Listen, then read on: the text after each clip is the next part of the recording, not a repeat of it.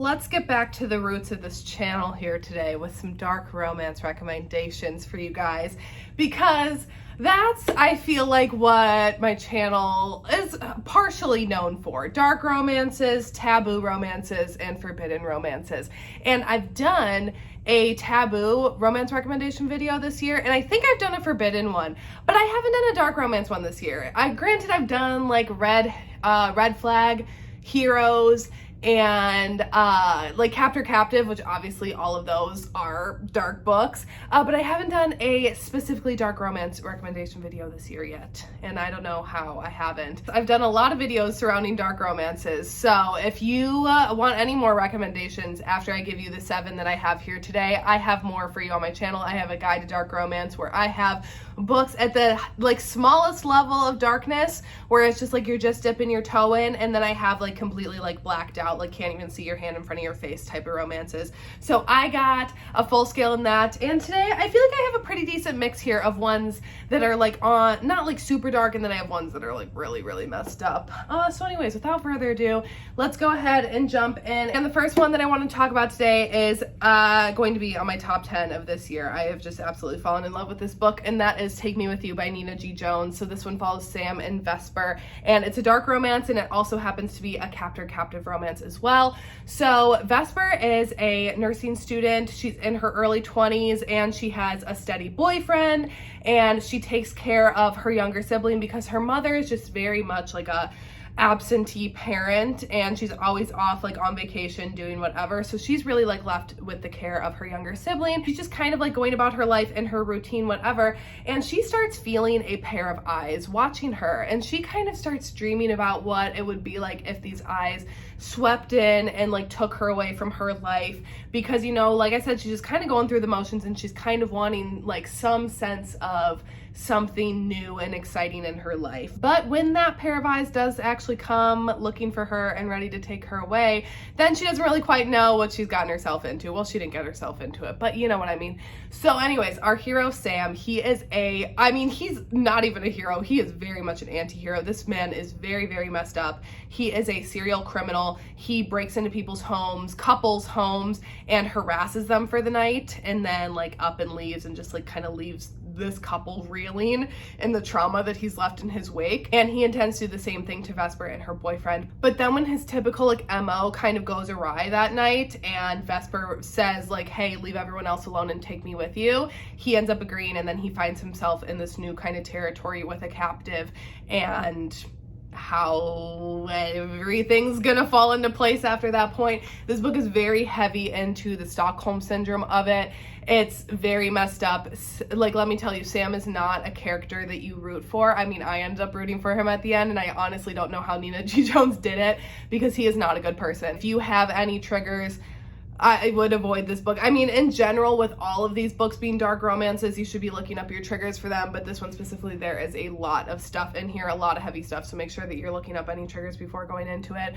But it's really dark and messed up, but somehow I just absolutely loved their story and ended up rooting for them at the end, which I honestly, like I said, I don't know how, but it's so good, and I highly recommend it. Next up is a newer one that I just read the other month, or it's not a new book, but it's a new to me one, and that's Deliver by Pam Godwin. So this one follows Liv and Josh, and it is a trafficking romance, which I know I normally do not like. I have not read a single one of them that I have liked until I read this one. And that's because in this circumstance, Liv is the one that is ending up training Josh to be the one to be sold. So Liv is like the trainer, I guess. She's a part of this ring, and she ends up picking a new target who happens to be Josh, and he's a young guy in his 20s, and he's like very much a good boy. He's like captain of the football team or something like at his university. He's a very like beloved presence in the community, and he's a very big part of the church, and like his family is very involved in that, and he's just very much like a good boy. But that's exactly what Liv needs to fit the profile for her next person that she needs to take, and that and Josh fits it to a T. So she ends up watching him and then ends up luring him into a trap and taking him to be sold off to someone. And when Josh arrives, he immediately tries, I mean, he's obviously very resistant to his new circumstances, but he also can't help but feel bad for Liv. And as he kind of starts to get to know her and tries to like peel away her layers, he realizes that she might be just as much of a victim as he is. And I'm gonna leave it at that. I don't want to say anything more because I didn't know a lot of things going into this. I went into it a little bit blind. I only really knew that kind of like the roles were reversed, of the heroine being the one trying to train the hero. And let me just tell you, it is a very dark book. Once again, if you know anything about Pam Godwin's writing, she really is not afraid to go there with her books. But I really enjoyed this one. I really enjoyed their connection. I bought into it. This is the first book in a series as well, and I definitely plan to keep going on in it. Okay, next up was one of my favorites of last year, and that is Vibe by Liza James. So this one is a dark romance, obviously, but it also has cults, and it's sapphic, and this one follows Ruby and Aura. So Aura is a young woman who has escaped from a cult. She was born and raised into a cult, and now she's in her early 20s, and she is just really trying to live a normal life and like kind of get on with her life. She's a photographer, she has a boyfriend, she has some friends, and she's really just trying to forget everything in her past. But her past is not letting her go so easily. And one night when she is out with her boyfriend and her friends, they go to a club and she ends up seeing this dancer. And she immediately is just kind of entranced by her, and she can't really explain why. She's just like drawn into her. And that happens to be Ruby. And Ruby ends up hanging out with them for the night. Things happen, but ultimately Aura's like, I have a boyfriend, like this can't go anywhere. And Ruby's like, I don't know if I like your boyfriend. I don't know if I like your friends, but you know what? Like, you have to do you, whatever. And Ruby also has her own past and set of circumstances that she feels very trapped in. So just as much as Aura is trapped by her past, Ruby is also trapped by her past and her present. She ran away from home when she was young, and she's working as a dancer at this club, not necessarily because she wants to, but because she is trapped. And you see that, and I don't really want to get into her backstory. I want, like, if you read it, to just kind of learn it naturally through her eyes. But just know that both of these women truly have just like, life just keeps dealing them blow after blow, and the way that they just keep trying to fight back and try to fight to get to a better place in their lives is just, it's so admirable. I love the two of them, and truly their connection. It is electric. It is soulmate energy. These two, I'm so obsessed with, and I just love this book so much. And I don't want to give away anything more, but obviously with the cult background of Aura and Ruby's circumstances that she's in, there's a lot that these two are going to have to fight through in order to be together. And it's just so good. It's so good. I feel like I talk about this book a lot, but honestly, it's for a good reason, because it's just absolutely incredible, and I think everyone should read it. And once again, make sure you look up your triggers, because there's some messed up stuff in it too. Okay, let's go back to a bit of an oldie, but still a goodie, and that is The Dancer and the Masks by B. Page. So this is Their Obsession duet. It's only 2 books. This one is definitely not as big. The second book is a little bit thicker, but there's a lot to get through in the second book, so it does need the length. But it starts off with The Dancer and the Masks. This one follows Christy, and as you can tell, she is a dancer, and she has this ability to kind of see things in the future. Like, she just gets these visions, and she has seen a vision of these 3 men in masks coming for her, and she's like just got this awareness that this is basically going to happen. She just doesn't really know when or where. And then jump a couple of years ahead into the future, and that ends up coming true. And these 3 men in masks end up coming for her in the middle of the night and stealing her away and taking her to this castle. And I think, is that in Scotland?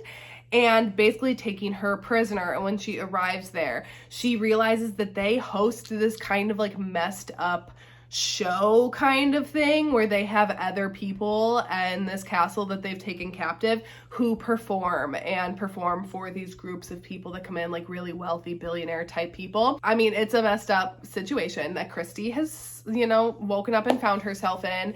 And the three masks, they are some brutal dudes, and it's definitely like some organized crime things, and they're not all like brothers. They call themselves brothers, but I don't actually think all three of them are like blood related.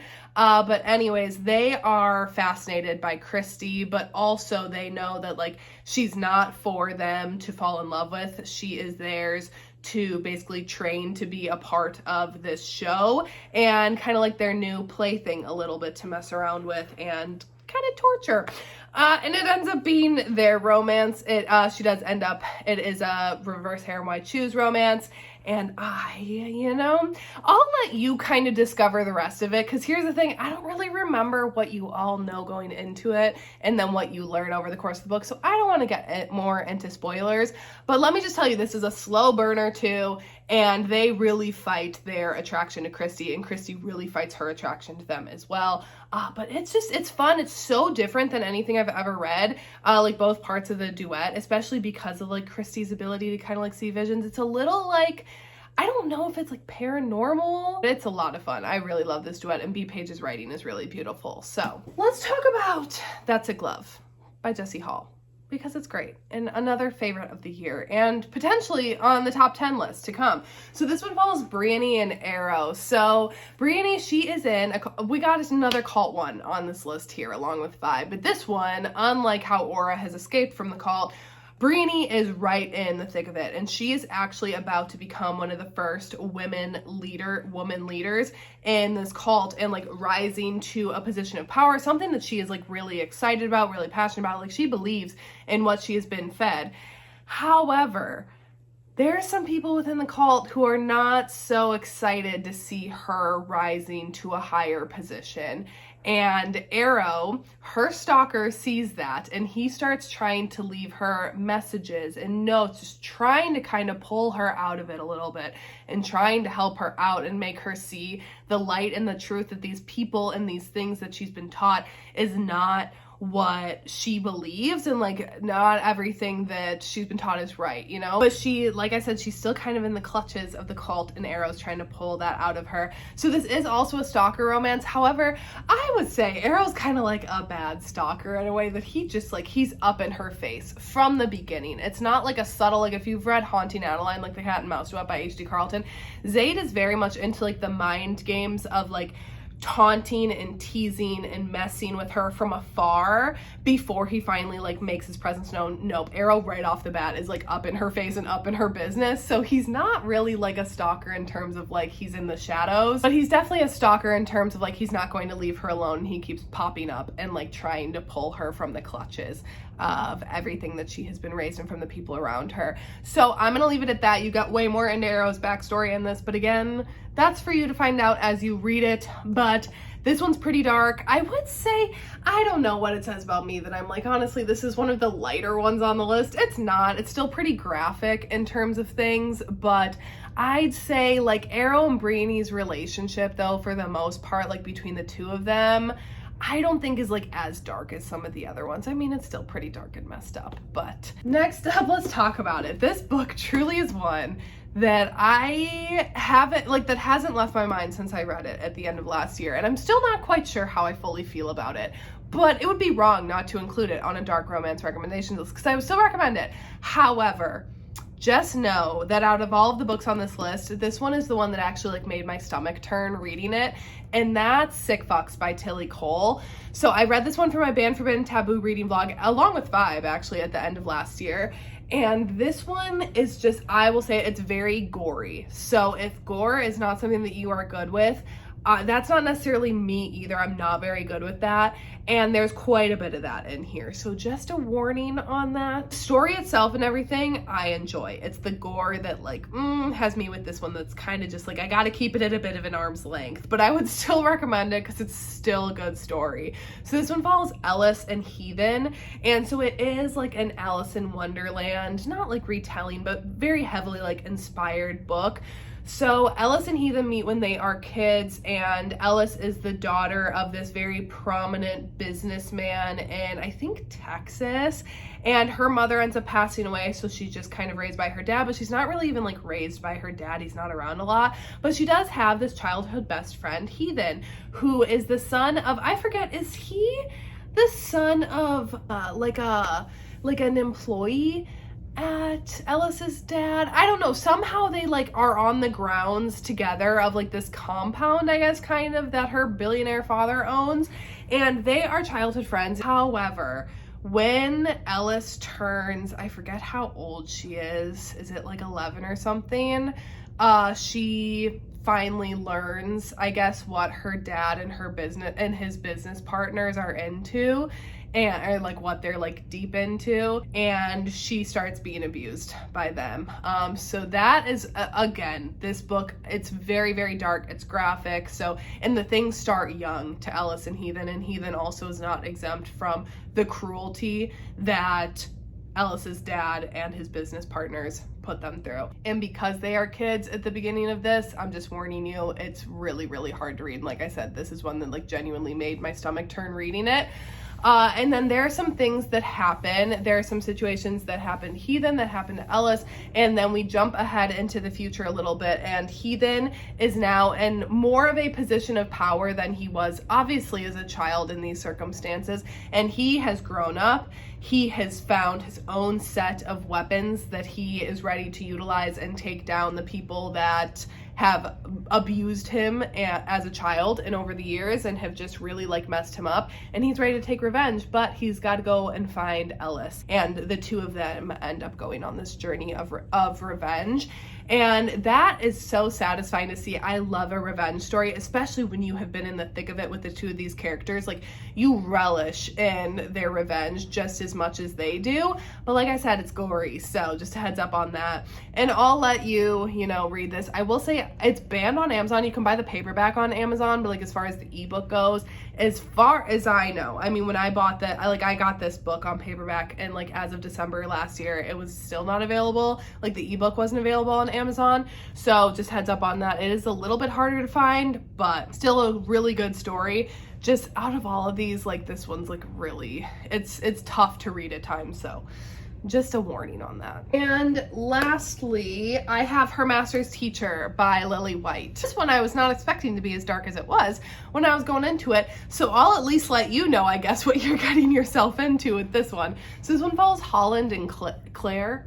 So as you can tell by the title, Her Master's Teacher, so Claire is a professor at a university. I don't remember what she teaches, and honestly it doesn't really matter, but she is a professor, and she ends up getting this student, Holland, and right off the bat, Holland takes quite the interest in Claire. And, Claire kind of sees him and she's kind of like, okay, he's cute, but whatever. She's going about her life and living her life. And then when it is, I think, spring break time, when it would be like easy to not notice that maybe someone's missing for an extended period of time before people kind of realize that Claire's gone, Holland ends up taking Claire and kidnapping her. Little does Claire know that Holland is trying to become like the youngest master in this society, and she is now his newest protege, person to train. Again, I'm not sure of like the terminology that we should be using here, but she ends up being roped into this secret society by Holland, not of her own free will, and she is essentially now his to train. And she teaches psychology, that's what it is, because then as soon as she wakes up and like kind of fully takes stock of her circumstances, she's like, how am I going to get out of this? She's like, certainly Holland is being like manipulated into this. Certainly he doesn't actually want this. Like, she immediately kind of goes to being like, how can I appeal to like the nice guy that she's kind of seen in class and like interacted with? She's like, surely he doesn't actually want to be doing this. So she tries to, get inside of his head a little bit, and he's like, I know what you teach. I know what methods you're trying to do, and they're not going to work on me. You are mine. These are your circumstances, and you're just going to have to kind of deal with it. But that doesn't mean that Claire is going to stop fighting. And there are some twists and turns that this book takes, so I will let you read it and find out the rest. But I truly just thought going into this that this was like a student teacher book, that then she voluntarily wanted to kind of like learn how to become a submissive, and not because he literally takes her. So it was definitely darker than I thought it was. Lily White really goes there. But anyways, that is my 7 dark romance book recommendations that I have for you today. I hope you found a new one, and I'm pretty sure these are all ones that I haven't included in any of my other dark romance lists. I've obviously included them in other recommendation videos, but you know, sometimes it takes me like 5 or 6 times to hear the book before I actually pick it up, and I don't think I've ever included these in any of my dark romance lists specifically. So looking for more though, I do have more dark romance recommendation videos on my channel here, so I got you locked and loaded if you're in the dark mood. So anyways, that is it for today's video. I'll have something up on Friday. What it is, I don't know. It'll be a surprise to us both. But anyways, that is it for today's video, and I will see you when I see you.